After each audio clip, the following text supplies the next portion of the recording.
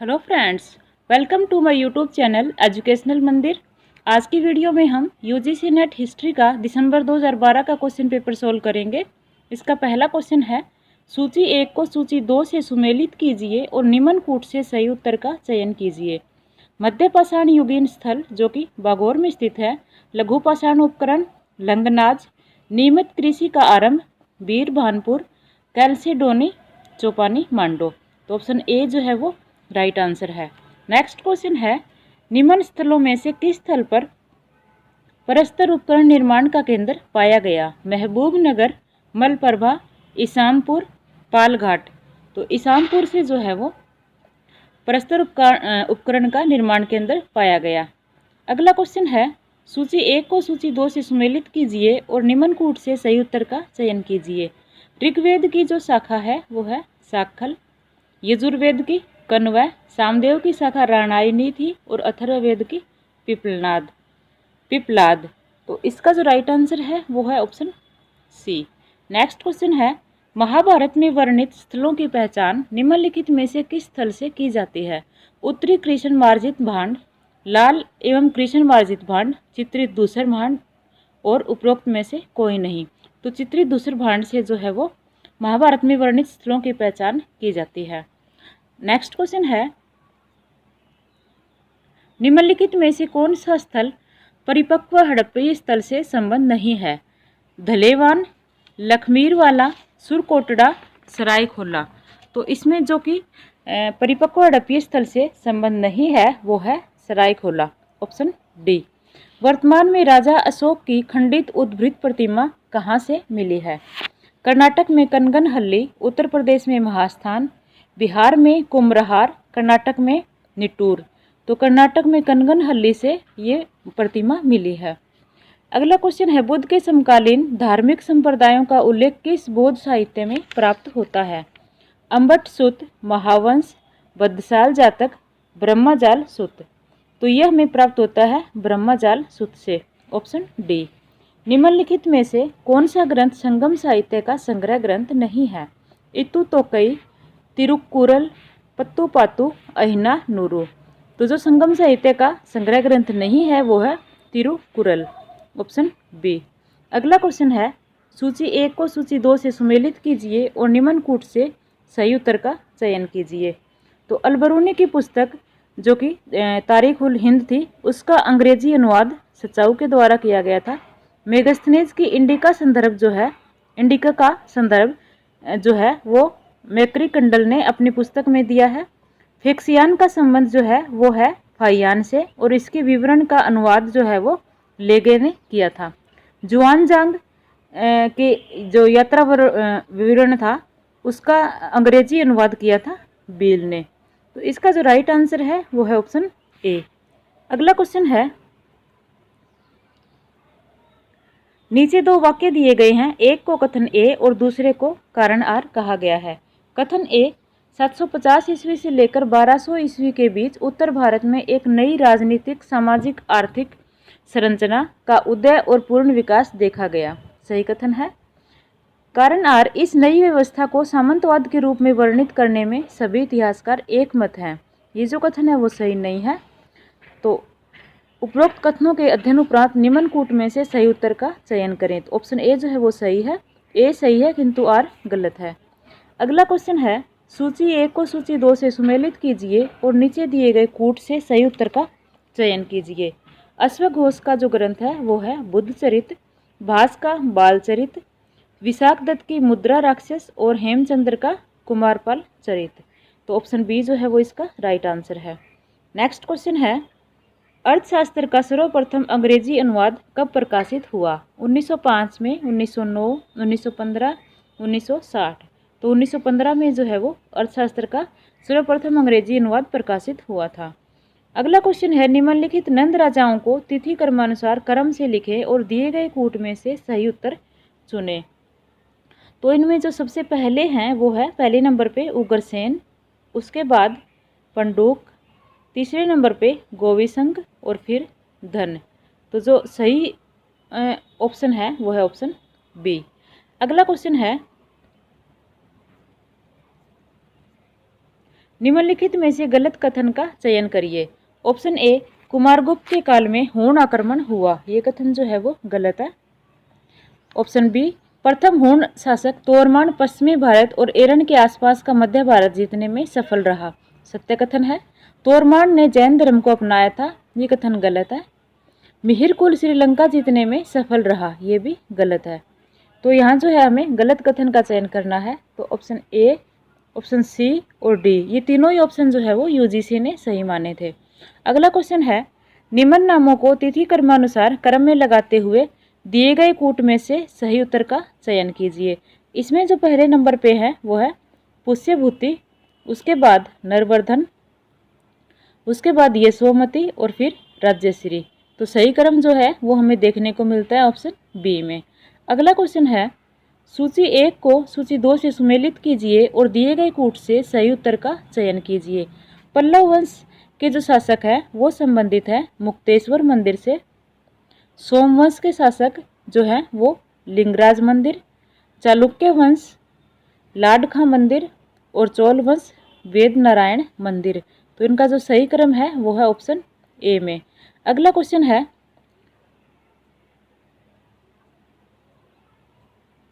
सूची 1 को सूची 2 से सुमेलित कीजिए और दिए गए कूट से सही उत्तर का चयन कीजिए।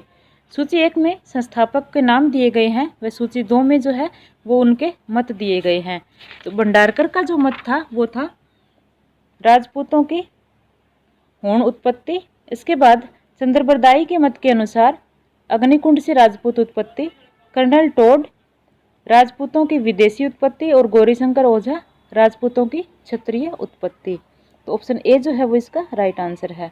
अगला क्वेश्चन है, सुल्तानगढ़ी किसका मकबरा था? कुतुबुद्दीन ऐबक, रुकनुद्दीन फिरोज, बलबन, नसीरुद्दीन महमूद। तो सुल्तानगढ़ी जो है वो नसीरुद्दीन महमूद का मकबरा था। अगला क्वेश्चन है, सूची 1 को सूची 2 से सुमेलित कीजिए और निम्न कूट में से सही उत्तर का चयन कीजिए। सूफी 1 में जो है सूची 1 में सूफी शब्दावली दी गई है व सूची 2 में उनके अर्थ दिए गए हैं। तो फतूह का जो अर्थ है वो है बिन मांगा दान। उसके बाद खानका जो कि सूफी खानका से उसका अर्थ है बरकत, एक सूफी की आध्यात्मिक पवित्रता, और मलफूज सूफी संत का वार्तालाप। इसका जो सही उत्तर है वो है ऑप्शन बी। अगला क्वेश्चन है, वली और अमीर के पदों को किसने पृथक किया? बलबन, अलाउद्दीन खिलजी, गयासुद्दीन तुगलक, मोहम्मद तुगलक। तो मोहम्मद तुगलक ने जो है वो वली और अमीर के पदों को पृथक किया था। अगला क्वेश्चन है, दिल्ली राज्य की धुरी गेहूं एवं जौ पर निर्भर करती है, जबकि गुजरात सल्तनत की नींव मूंगों और मोतियों पर आधारित है, क्योंकि वहां के सुल्तान के नियंत्रण में 84 बंदरगाह हैं। मिरात ए सिकंदरी के लेखक के अनुसार यह टिप्पणी किसके द्वारा की गई थी? सुल्तान खिजर खान, सिकंदर लोदी, बाबर, हुमायूं। तो सिकंदर लोदी के द्वारा जो है वो ये टिप्पणी की गई थी। अगला क्वेश्चन है, सूची 1 को सूची 2 से सुमेलित कीजिए और निम्न कूट में से सही उत्तर का चयन कीजिए। सूची 1 में सिक्के का नाम दिया है और सूची 2 में राज्य जहाँ पर वो सिक्का प्रचलित था। तो महमूदी सिक्का जो है वो प्रचलित था गुजरात सल्तनत में, रुपया सूर राज्य में, पगोड़ा विजयनगर और टंका जो है वो दिल्ली सल्तनत में प्रचलित था। इसका जो राइट आंसर है वो है ऑप्शन सी। अगला क्वेश्चन है, निम्नलिखित में से कौन सा वक्तव्य सही नहीं है? ऑप्शन ए, सुल्तान जैनुल आबिदीन ने अपने दरबार में सैयदों को कभी भी तानाशाही शक्तियां हथियाने की इजाज़त नहीं दी, ये सही है। ये कथन जो है वो सत्य है। ऑप्शन बी, वह अपने को अमीरुल मोमिनीन कहता था, ये भी सत्य है। उसने कृषि उत्पादन एवं विस्तार में अत्यधिक रुचि ली, सत्य है। उसने शेखुल इस्लाम के पद को समाप्त कर दिया, ये कथन जो है वो सत्य नहीं है। तो ऑप्शन डी इसका राइट आंसर है। अगला क्वेश्चन है, 16वीं शताब्दी के पूर्वार्ध में भारत में पुर्तगाली व्यापारियों की गतिविधियों के बारे में निम्नलिखित वक्तव्यों में से कौन सा सही नहीं है? ऑप्शन ए, लाल सागर मार्ग द्वारा भारत में सर्वप्रथम प्रवेश करने वाले यूरोपवासी पुर्तगाली थे, ये कथन जो है वो सही नहीं है। पुर्तगाली जो है वो लाल सागर के मार्ग से नहीं आए थे, वो भूमध्य सागर के मार्ग से आए थे। यूरोप के बाजारों में भारतीय मसालों को बेचकर पुर्तगालियों ने बहुत अधिक लाभ प्राप्त किया, ये सही कथन है। पुर्तगालियों ने हिंद महासागर के अनेक तटीय स्थानों को अधिकृत कर वहां पर अपने दुर्गों का निर्माण किया, ये भी सत्य है। पुर्तगालियों द्वारा यह उद्घोषणा की गई कि अन्य व्यापारी बिना उनकी अनुमति के अपने जहाज हिंद महासागर में नहीं ला सकते, तो ये भी सत्य है। ऑप्शन सी सत्य है और बी भी सत्य है। जो सत्य नहीं है वो है ऑप्शन ए। अगला क्वेश्चन है, विजयनगर राज्य ने आद्य आनुवंशिकता को प्रदर्शित किया, इस विचार को किसने अभिव्यक्त किया? एन करसीमा, बर्टन स्टेन, के ए नीलकांत शास्त्री और बी ए साली तौर। तो ये विचार जो है वो अभिव्यक्त किया था बर्टन स्टेन ने, ऑप्शन बी। अगला क्वेश्चन है, सूची 1 को सूची 2 से सुमेलित कीजिए और निम्न कूट से सही उत्तर का चयन कीजिए। सूची 1 में विदेशी यात्री और सूची 2 में शासक के नाम दिए गए हैं, तो इनका सही मैच हमें करना है। अब्दुल रज्जाक जो कि देवराय द्वितीय के शासनकाल में आए थे, इब्न बतूता मोहम्मद बिन तुगलक के शासनकाल में, सीदी अली रईस अकबर के शासनकाल में और विलियम फिंच जो कि जहांगीर के शासनकाल में। तो इनका जो सही सुमेलित वो ऑप्शन है ऑप्शन डी। अगला क्वेश्चन है, मुगल काल में जजिया कर से संबंधित निम्नलिखित वक्तव्यों पर विचार कीजिए। ऑप्शन ए, अकबर ने 1564 में जजिया समाप्त किया, ये कथन जो है वो सही है। ऑप्शन बी, अकबर ने 1575 में जजिया को पुनः लागू किया, ये भी सही है। अकबर ने 1579-80 में जजिया को पुनः समाप्त किया, ये कथन भी सही है। ऑप्शन 4, औरंगजेब ने 1679 में जजिया को पुनः लागू किया, ये भी सही कथन है। तो सभी कथन जो है वो सही है। ऑप्शन सी इसका राइट आंसर है। अगला क्वेश्चन है, निम्नलिखित को सही कालक्रम के अनुसार व्यवस्थित कीजिए। अकबर द्वारा उड़ीसा की विजय, दाग प्रथा की शुरुआत, 12 सूबों का सृजन और द्वैध पदों की शुरुआत। तो इसका जो है सही सीक्वेंस हमें देखना है। इसमें सबसे पहले जो घटना हुई थी वो थी दाग प्रथा की शुरुआत, उसके बाद 12 सूबों का सृजन, उसके बाद जो है वो गुजरात विजय और फिर द्वैध पदों की शुरुआत जाट एवं सवार। तो सही क्रम जो है वो है ऑप्शन सी में। अगला क्वेश्चन है, निम्नलिखित में से किन चित्रकारों के बारे में जहांगीर की मान्यता थी कि अपने विशिष्ट क्षेत्र में उनका कोई प्रतिस्पर्धी नहीं था? अबुल हसन, बिशनदास, उस्ताद मंसूर और मनोहर। तो जहांगीर के अनुसार जो है वो अबुल हसन और उस्ताद मंसूर जो है वो उनका जो है क्षेत्र विशिष्ट था और उनके क्षेत्र में कोई प्रतिस्पर्धी नहीं था। तो इसका जो राइट आंसर है वो है ऑप्शन बी। नेक्स्ट क्वेश्चन है, निम्नलिखित उत्तर पूर्वी भारत के किन राज्यों पर मुगलों द्वारा आक्रमण किया गया? दिमसा, मैती, अहोम, कूच। तो मुगलों के द्वारा जो है वो Ahom, option C, option 3 Ahom और कूच पर जो है वो आक्रमण किया गया था। तो इसका जो राइट आंसर है वो है ऑप्शन सी। अगला क्वेश्चन है, सूची 1 को सूची 2 से सुमेलित कीजिए और निम्न में से सही कूट में से सही उत्तर का चयन कीजिए। सूची 1 में पुस्तकें दी है व सूची 2 में उनके लेखक। तो गुलशन ए इब्राहिमी जो पुस्तक है वो है मोहम्मद कासिम फरिश्ता की। बसातीन उसलातीन जो पुस्तक है वो है गुलाम मुर्तज़ा की। फुतुआत ए आदिल शाही जो कि फुजूनी की है और नुस्खा इद्दिल कुसा जो कि भीमसेन की है। इसका जो सही उत्तर है वो है ऑप्शन डी। अगला क्वेश्चन है, सूची 1 को सूची 2 से सुमेलित कीजिए और दिए गए कूट से सही उत्तर का चयन कीजिए। इसमें भी सूची 1 में जो है पुस्तकों के नाम दिए गए हैं और सूची 2 में जो है उनके लेखकों के नाम दिए गए हैं। तो अर्ली मुगल पेंटिंग जो पुस्तक है वो है मिलो क्वीलैंड बीच की। ए हिस्ट्री ऑफ सल्तनत आर्किटेक्चर जो कि सोम प्रकाश वर्मा की है। Mughal painters and there works ये है आर नाथ की। और Mughal architecture N outline of its history and development 1526 से 1858। ये जो पुस्तक है वो है एब्बा कोच की। तो इसका जो सही उत्तर है वो है ऑप्शन ए। अगला क्वेश्चन है,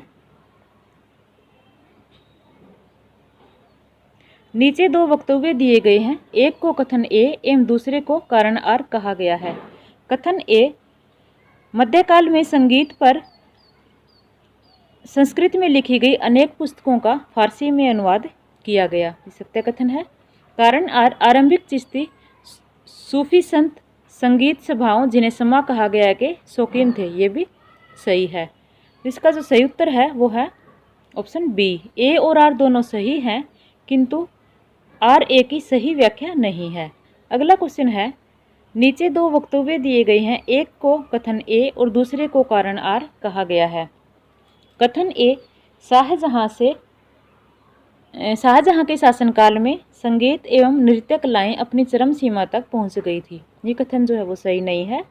कारण आर, वह कलाओं एवं साहित्य का संरक्षक था, ये जो है वो सही है। तो इसका जो राइट आंसर है वो है ऑप्शन डी। ए असत्य है किंतु आर सत्य है। अगला क्वेश्चन है, 17वीं शताब्दी में निम्नलिखित राज्यों में से कौन सा राज्य राष्ट्र राज्य नहीं था? France, Germany, England, Spain. तो जर्मनी जो है वो राष्ट्र राज्य नहीं था। अगला क्वेश्चन है, नीचे दो वक्तव्य दिए गए हैं, एक को कथन ए और दूसरे को कारण आर कहा गया है। कथन ए, 1793 में बंगाल में लागू किए गए स्थायी बंदोबस्त की मूलभूत बात थी सदैव के लिए कर निर्धारण करना, सत्य कथन है। कारण आर, कॉर्नवालिस का विश्वास था कि जमींदार अपनी भूमि का विकास करेंगे, ये भी सत्य है। तो ऑप्शन ए जो है वो इसका सही उत्तर है। ए और आर दोनों सत्य हैं, परंतु आर ए की सही व्याख्या नहीं है। सॉरी, ये कथन सत्य नहीं है, ये सही व्याख्या करता है। ऑप्शन बी जो है वो इसका सही उत्तर है। ए और आर दोनों सत्य है और आर ए की सही व्याख्या है। अगला क्वेश्चन है, कलकत्ता के फोर्ट विलियम का प्रथम सभापति कौन था? Charles Eyre, John Child, George Oxenden, Gerald Aungier. तो चार्ल्स आयर जो है वो फोर्ट विलियम का प्रथम सभापति था। अगला क्वेश्चन है, सूची 1 को सूची 2 से सुमेलित कीजिए और निम्न कूटों से सही उत्तर का चयन कीजिए। ये जो क्वेश्चन है वो यूजीसी के द्वारा डिलीट कर दिया गया था। अगला क्वेश्चन है, सूची 1 को सूची 2 से सुमेलित कीजिए एवं सही उत्तर का चयन कर निम्न कूट में से उत्तर दीजिए। सूची 1, महात्मा गांधी जो कि अध्यक्षता की थी बेलगांव के अधिवेशन की। रास बिहारी बोस सूरत अधिवेशन के अध्यक्ष थे। दादा भाई नारोजी कलकत्ता अधिवेशन के अध्यक्ष थे और जवाहरलाल नेहरू लाहौर अधिवेशन के अध्यक्ष थे। तो ऑप्शन बी जो है वो इसका राइट आंसर है, ऑप्शन बी। अगला क्वेश्चन है, सूची 1 को सूची 2 से सुमेलित कीजिए, निम्न कूट में से सही उत्तर का चयन कीजिए। तो वी.डी. सावरकर ने जो है वो रचना की थी अभिनव भारत की। लाला हरदयाल गदर पार्टी की स्थापना की थी। तारकनाथ दास फ्री हिंदुस्तान और मदनलाल ढींगरा जो कि करजन वायली से संबंधित हैं। तो इसका जो सही उत्तर है वो है ऑप्शन डी। अगला क्वेश्चन है, निम्नलिखित में से कौन से जिले मद्रास प्रेसिडेंसी में उत्तरी सरकार के थे? मुस्तफानगर, एलोर, कोंडवीडू, राजमुंदरी। राजमुंदरी, मुस्तफानगर, मछलीपट्टनम, एलोर, मुस्तफानगर, एलोर, राजमुंदरी, चिकाकोल और चिकाकोल, मुस्तफानगर, एलोर, कोंडवीडू। तो वो थे ऑप्शन सी, मुस्तफानगर, एलोर, राजमुंदरी, चिकाकोल। अगला क्वेश्चन है, क्रिप्स मिशन का उद्देश्य था भारत छोड़ो आंदोलन को शुरू होने से पहले रोकना, भारतीय नेताओं को ब्रिटेन के युद्ध प्रयासों को समर्थन देने के लिए मनाना, कांग्रेस मंत्रिमंडल को त्यागपत्र न देने के लिए राजी करना, संविधान बनाने वाली समिति को तुरंत गठित करना। तो ये क्वेश्चन भी जो है वो यूजीसी के द्वारा डिलीट कर दिया गया था। अगला क्वेश्चन है, प्लान्ड इकोनॉमी फॉर इंडिया 1936 का लेखक कौन था? RC. Dutt, M. Visvesvaraya, NG. Ranga, DR. Gadgil. तो इसके लेखक थे MG. Visvesvaraya, option B, M. Visvesvaraya. अगला क्वेश्चन है, नीचे दो वक्तव्य दिए गए हैं, एक को कथन ए और दूसरे को कारण आर कहा गया है। कथन ए, अंग्रेजों ने भारत में पाश्चात्य शिक्षा को आरंभ किया, ये सत्य कथन है। कारण आर, भी भारतीयों को वैज्ञानिक एवं राष्ट्रीय प्रगति के प्रति जागरूक करना चाहते थे, ये कथन जो है वो सही नहीं है। तो इसका राइट आंसर है वो है, इसमें से कोई भी आंसर जो है वो सही नहीं है, क्योंकि ए सत्य है और बी असत्य है, ऐसा कोई भी ऑप्शन नहीं दिया गया। अगला क्वेश्चन है, निम्नलिखित को सही कालक्रम के अनुसार व्यवस्थित कीजिए एवं सही उत्तर का चयन निम्न कूटों में से कीजिए। इसमें जो सबसे पहले जो घटना हुई थी वो थी ऑप्शन 3, द्वितीय कर्नाटक युद्ध। उसके बाद जो है वो तृतीय अंग्रेज मैसूर युद्ध हुआ था। उसके बाद द्वितीय अंग्रेज मराठा युद्ध और फिर प्रथम अंग्रेज सिख युद्ध। तो इसका जो सही उत्तर है वो है ऑप्शन ए। अगला क्वेश्चन है, निम्नलिखित को सही कालक्रम के अनुसार व्यवस्थित कीजिए एवं सही उत्तर का चयन निम्न कूटों में से कीजिए। तो इसमें जो है वो सबसे पहले संथाल विद्रोह होता है, उसके बाद दक्कन दंगे दूसरे नंबर पे, तीसरे नंबर पे मुंडा विद्रोह और फिर जो है वो मोपला विद्रोह। इसका जो सही क्रम है वो है ऑप्शन डी में। अगला क्वेश्चन है, सूची 1 को सूची 2 से सुमेलित कीजिए और सही उत्तर का चयन निम्न कूट में से कीजिए। गोरक्षणी सभा जो कि स्वामी दयानंद सरस्वती से संबंधित है, रस्तगफ्तूर, जेबी वाचा, साधारण ब्रह्म समाज, शिवनाथ शास्त्री और प्रबुद्ध भारत विवेकानंद। इसका जो सही आंसर है वो है ऑप्शन सी। अगला क्वेश्चन है, निम्नलिखित को सही कालक्रम के अनुसार व्यवस्थित कीजिए एवं सही उत्तर का चयन निम्न कूटों में से कीजिए। क्रिप्स मिशन, गांधी इरविन समझौता, साइमन आयोग, भारत विभाजन। तो इनका सही सीक्वेंस हम देखेंगे तो इसमें सबसे पहले साइमन आयोग, उसके बाद गांधी इरविन समझौता, उसके बाद क्रिप्स मिशन और फिर भारत विभाजन। तो सही सीक्वेंस हमें देखने को मिलता है ऑप्शन डी में। अगला क्वेश्चन है, ब्रिटिश शासनकाल में किस कानून के अंतर्गत लोगों को बिना उचित कार्रवाई के बंदी बनाने की अनुमति थी? रोलेट एक्ट, 1870 का sedition act, Hindu code bill, Ilbert bill. तो रोलेट एक्ट जो है उसके अनुसार बिना सुनवाई के ही बंदी बनाने की अनुमति थी। असाधारण बंदी की शुरुआत का संबंध है जापान में कीमतों की गिरावट, यूरोप में मूल्य सूची में आकस्मिक चढ़ाव, वॉल स्ट्रीट में कीमतों का गिरना, प्रशांत महासागरीय क्षेत्र में मंदी। तो वॉल स्ट्रीट में कीमतों का गिरना जो है वो असाधारण मंदी की शुरुआत का संबंध है, ऑप्शन सी। इसी के साथ जो है वो आज का पेपर कंप्लीट होता है। धन्यवाद।